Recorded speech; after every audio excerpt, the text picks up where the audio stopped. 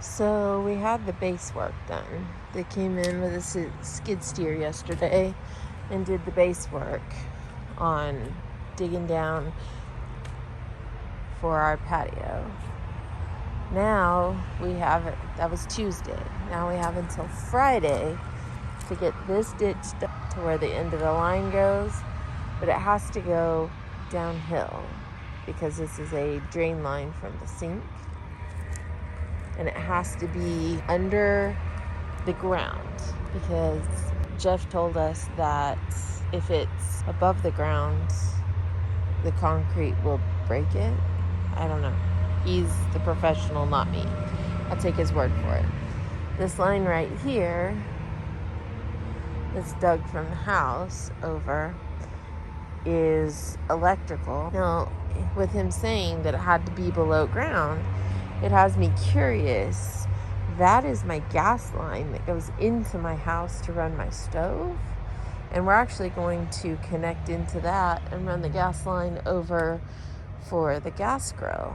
But I wonder, is that going to be okay? Of course, it's metal. It's not plastic. So I hope it's going to be okay. But we're also going to have to dig a line for the gas, and I don't even know what those are. Obviously, that one isn't connected to anything, so I don't know why it's there or where it came from. They could have just apparently been underground and before we owned the house, and they dug up when we did the dozer work. I don't know. We have to dig this down, and it has to be lower here than over there. And this ground is rough. This is where we are as of Wednesday morning, and our concrete gets poured on Friday morning. Here's the other thing that just makes me a little nervous, but it's mainly right now because I can't see that stake there or that stake there when I'm driving, because my truck sits right over there. And pulling out of the driveway, scared to death I'm going to hit one of those stakes and blow a tire. And once everything's up, I'll be able to see where the corner of the patio is, because it actually kind of cuts into the driveway just a little bit.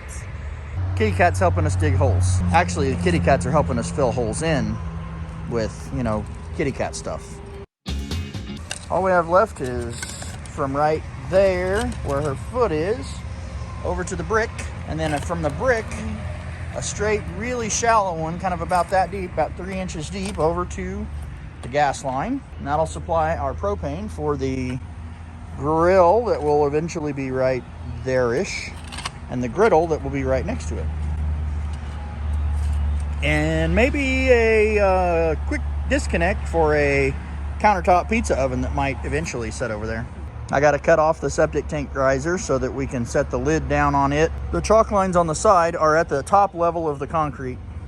So what I'll do is I'll take this lid here, which is about a 1/2 inch thick, and I'll mark about a 1/2 inch below that line all the way around. We'll cut it, set the lid down on it, covered in a trash bag or some sort of plastic. And then I'm going to take some 1/8 inch thick foam tape, single-sided sticky foam tape, and stick around the outside edge, and then they'll pour the concrete up against it and smooth over the top of it. And then after the concrete sets, we'll be able to pull the lid off, take the trash bag off of it, take the sticky tape off of it, and then it should set right down in there and be flush with the top of the concrete. Do it while it's still 61 degrees outside. Yes, I appreciate that you did that, because otherwise I'd have been out here digging it tonight when it's 85 or 90 degrees outside. I'm a little concerned here because I don't know if we're going to have enough fall for this 2-inch drain pipe, because if you can't tell, there's a hump right here in the ground. It's low over here and low over there where we have to connect in, and it goes up and arcs across. So we've been digging it pretty deep through here. Because it's an outdoor sink, I'm not quite going to follow the full guidelines. The guidelines say that you're supposed to have a 1/4 inch of fall per foot, per linear foot of pipe. There's about 23 feet there, which means I'd need about 5 3/4 inches of fall. There's no way I'm going to be able to get that. I'm going to shoot for about 2.5 inches of fall, and if I get that, I'll be absolutely just tickled pink. Spigots, outdoor spigots on the end of the house here. The left one is hot water, and the right one is cold water. And so our sink will have connectors that'll hook into those at the beginning of the season, and then at the end of the season we'll disconnect them and blow them out so that they don't freeze. She's almost done, folks. She's been out here for throwing dirt at me. That wasn't very nice. Sorry, that wasn't intentional. She's been out here for an hour, and she's gonna feel like she's really accomplished something. It took me like 3 hours last night to dig these other 2 little pieces. You're almost there. I was really waiting for her to drop that that shovel full of dirt in this other trench just now when she picked it up and came this way with it. Oh, by the way, it gets harder as you get over here where it's just grass and hasn't been dug up recently. It is So a pipe. that right there See that pipe? is called a trenching shovel, and it is the handiest tool in the world for digging trenches. I see that pipe. I cut that pipe off myself. I know. I was hitting that. No, it's probably not going to be that easy to dig through. No. Might want to dig around it.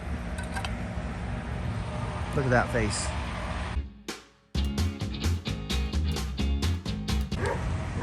She's got something, folks. She's got something. Look at that tail wag. I don't think she does. She's on. Probably a leaf, but she's on. I tell you how we take care of little guys like that. We trip and fall over stuff and things.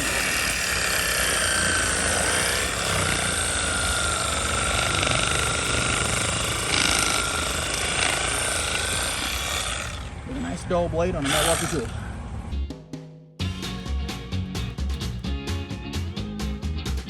Can't go through Lowe's without looking at the Halloween and Christmas stuff. I do not believe this is the aisle we are looking for. Say what's in here. Although it is patio stuff, so I guess I'll give it to him this time. It's only $79, but it just looks cheap. But I like that one up there too. Isn't that snexy? We've decided we need stainless steel. I think I need to put this one in. She thinks she'll be mad at me if I put this one in. I will be mad at him because I wanted. What about this one? I will be mad because I wanted that kind of sink in my house and I didn't get it. Look, he finally decided to go down the right aisle. Look. Gray, blue, blue, brown. Red. This is not this. I was Not giving the him same. fits the other day because I wanted red. Red for hot. But if you find just the knob, I guess I could just buy this and take the knob off of it, but $8 for just the knob. It's a little steep. Sorry. Okay, we need a 1/2 inch close nipple. That is a 1/2 inch close nipple. You dropped that. There are 2 1/2 inch close nipples. Now we also need a 3 inch.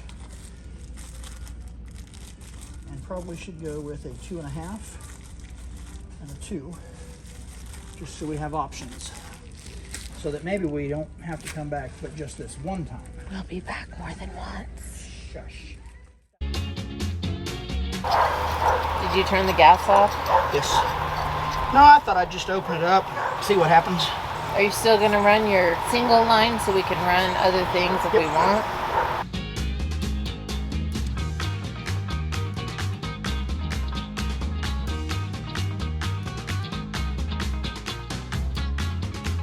I always want to use a Teflon based sealer that's rated for gas line. I use the yellow in the number 5. Seems to work really well. Use black iron pipe for gas line. At this point we're using 1/2 inch. Our main that comes in from our propane tank, 1 inch, all the way over to back over there.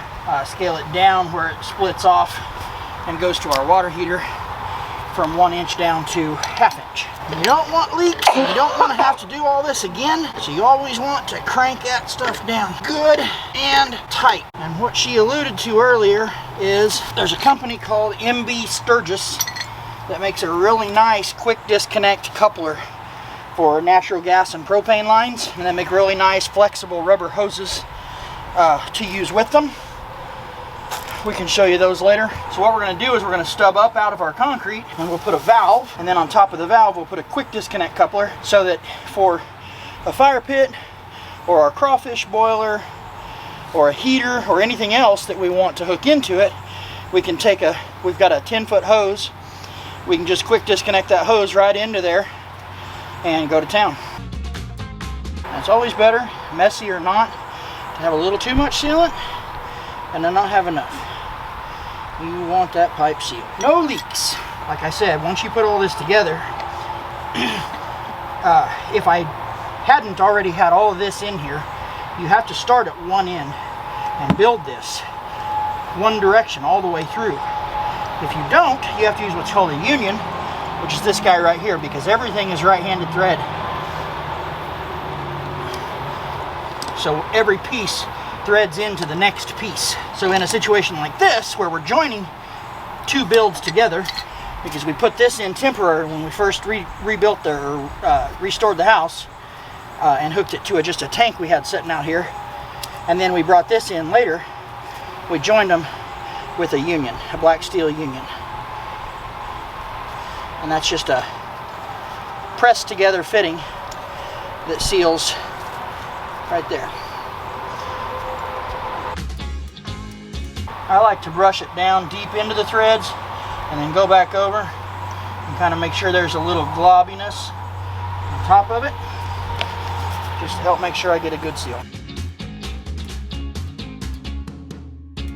This handle right here, if I had pointed it down, this right here could have been sticking down far enough that it might have hit the concrete. And we don't want that. We want to make sure it's up high enough that it would miss. So we got to tee off here and head that direction for our outdoor kitchen. Crank this guy back down and disassemble Johnny 5 right here. Then when you're working with a pipe like this that's already set, you always want to make sure to hold the piece that you're taking off of, so that you don't turn back here and loosen it up at the joint at the other end. That would be bad. If you had to go back and dig that up and put new sealant on the other end, just to make sure that it resealed. For the most part, I knew exactly what I needed to do this, but I've learned that when I have to make trips to Lowe's in the middle of projects, my wife makes fun of me, so I buy a few extras of everything, so that maybe, just maybe, I can get through one project one of these days without having to go back to Lowe's.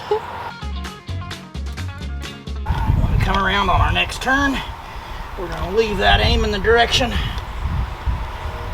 that we want it to go, which is straight towards the camera lady. Over there, just like so. Into the trench that I dug this morning. That's right, she dug it this morning. Everybody, apparently it's really important that you know that.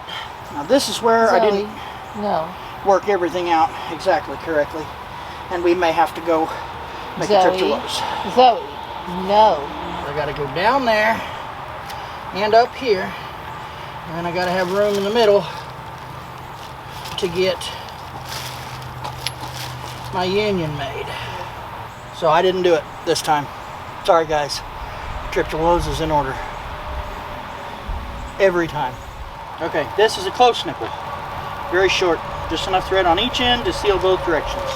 So we will thread sealer on this end of it here. Go ahead and start him into our 90.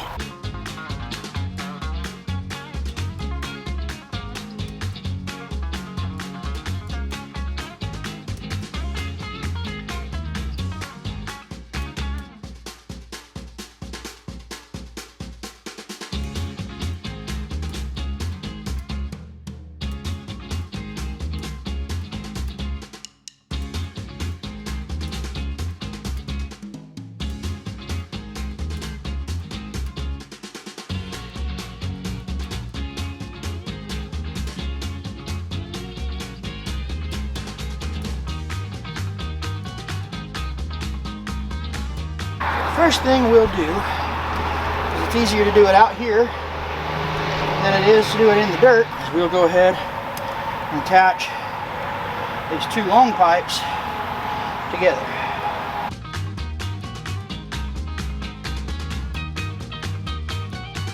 Put your wrenches on the right direction, and it makes things go a lot smoother.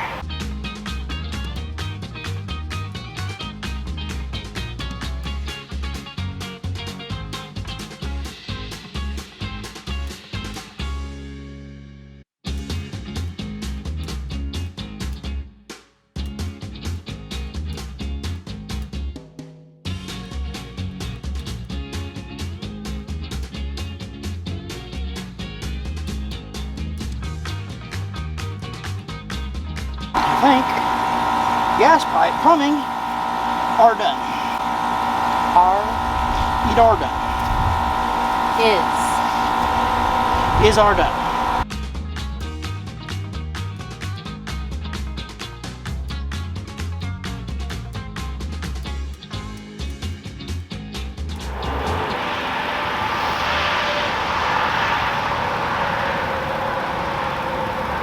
Well, can't we dig down right there? Yeah.